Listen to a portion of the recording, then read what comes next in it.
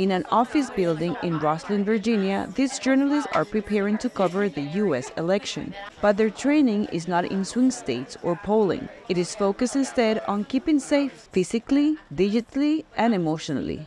The workshops are part of an initiative by the International Women's Media Foundation, or IWMF. Trainers say the idea is to be prepared. They teach journalists how to avoid being a target, how to read a crowd at a protest, and how to keep their digital profiles secure. The IWMF started the new Safety Across America initiative because we had the experience of the last election, and we knew that the incidents would continue in this election and probably potentially be even more severe. Hostility directed at reporters during the January 6th insurrection and a rise in assaults on media drove the IWMF to take its workshop on the road. It has reached 600 journalists in 11 states.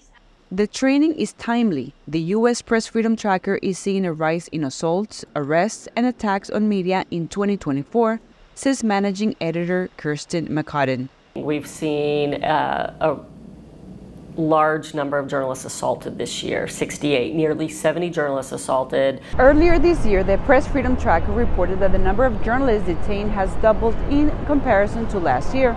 These incidents have occurred while reporters are covering the Israel-Hamas protests in the United States. But what we know is a tense time in the U.S. across all the cities. And it really, it harkens back a little bit to 2020, where we saw an unprecedented amount of journalists assaulted, more than 640, nearly 150 journalists arrested that year.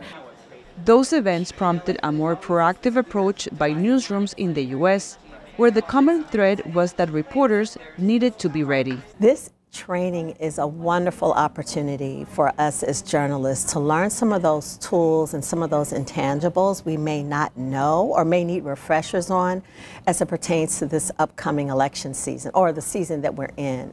And it is not just coverage of elections and protests that poses a danger. The IWMF has found risks to media can appear anywhere. Every beat in America has become a polarizing beat and therefore has become a dangerous beat.